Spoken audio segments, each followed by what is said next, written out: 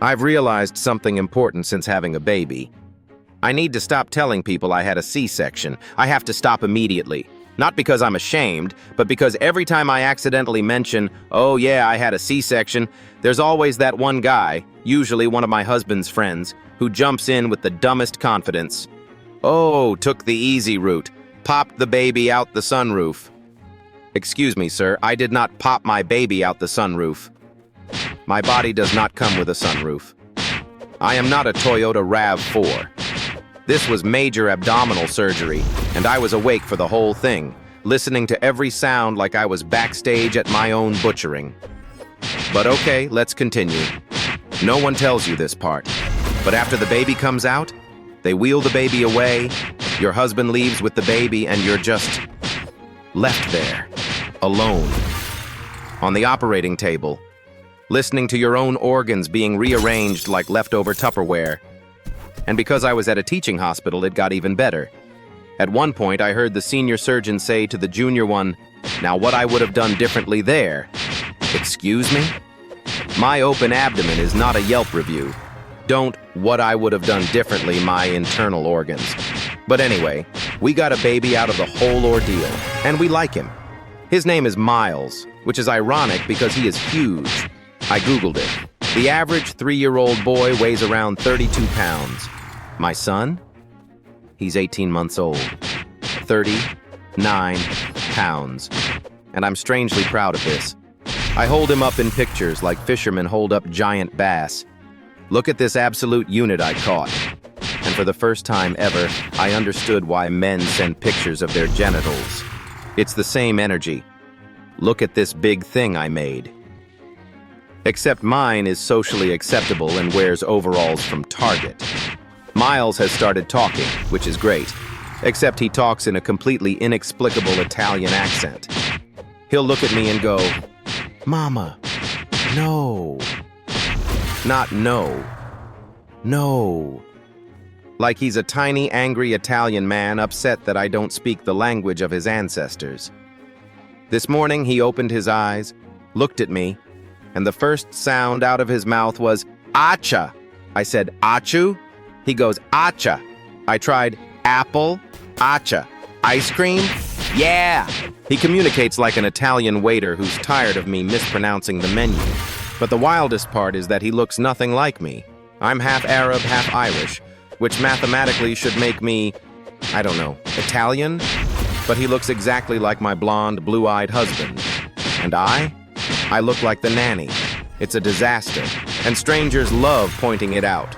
They'll walk right up to me in public and say, "Oh my God, he looks just like his dad. He doesn't look like you at all."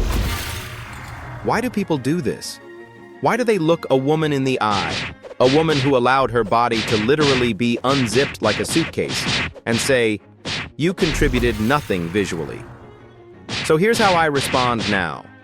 If someone tells me, "He looks just like his father," I smile and say, "Oh yeah, that's why I'm so attracted to him."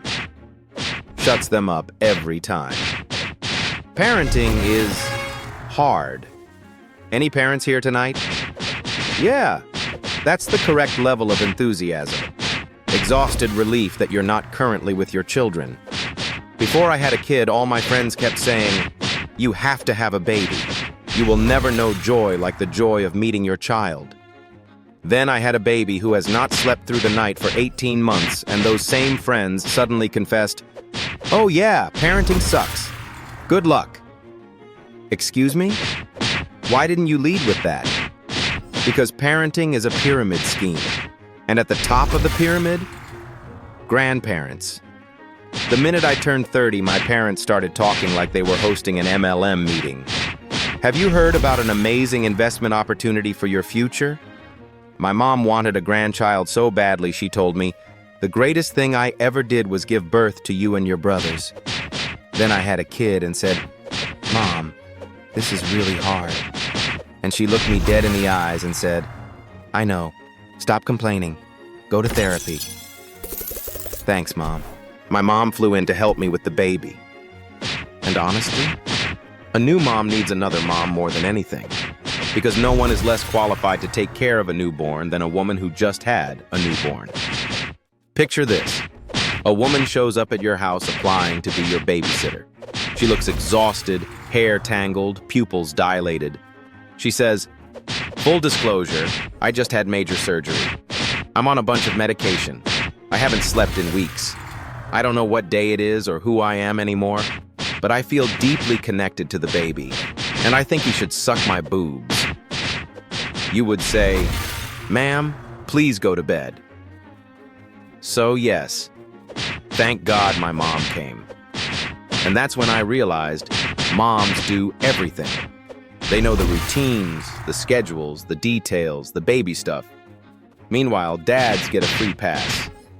I was on a flight once, standing in line for the bathroom behind a dad with a little girl about my son's age. I casually asked, "She's cute. How old is she?" And he replied, "I don't know.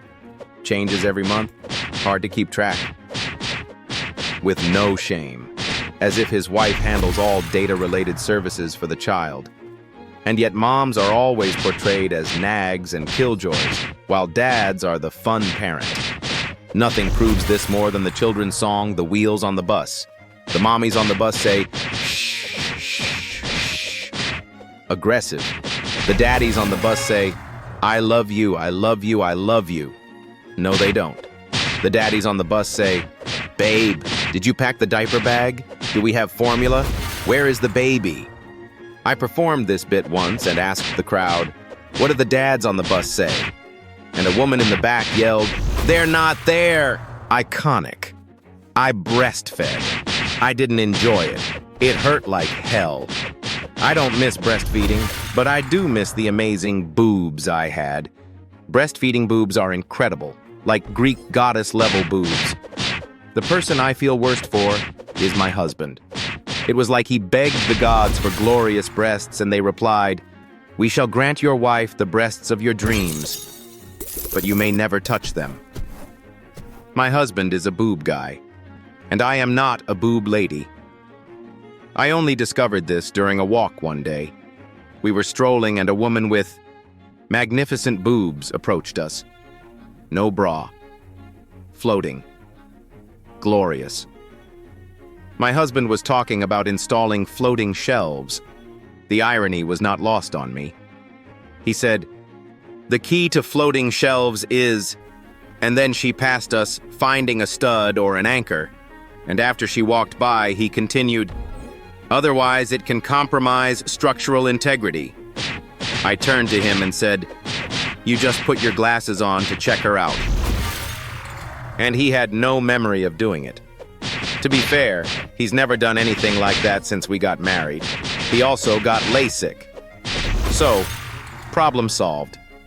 Now that my son is a toddler, we're trying gentle parenting. Back in the day, grandparents hit kids. Our parents yelled at kids.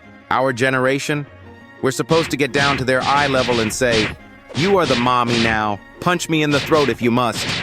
I think that's the idea. My parents did not gentle parent. They had one motto. I heard it my entire childhood. We do not negotiate with terrorists. And since my brothers and I are half Arab, half Irish, the statement carried historical weight. My mom was strict. She told me I wasn't allowed to shave my legs because, according to her, if you shave, the hair grows back thicker. If you don't shave, the sun will bleach it and make it disappear. This is a universal lie mothers tell to keep their teenage daughters from getting laid. She probably hoped I'd take after her Irish side. Fair skin, no body hair. Nope. I took after my Arab dad. At 13, I basically became my father's back. I was walking around like a human chia pet. One summer day, hot as hell, I wanted to wear shorts but felt embarrassed. My mom wasn't home, so I went to my dad and said, "Dad, I want to shave my legs." He replied, "Your mother said you're not allowed, but she didn't say I'm not allowed to shave your legs." Legs. So yes, the first time I shaved my legs, my father did it for me. Weird? Yeah. But we laughed. It was actually sweet. And when he finished, he looked at me and said, "Now, how about we do something about that mustache?"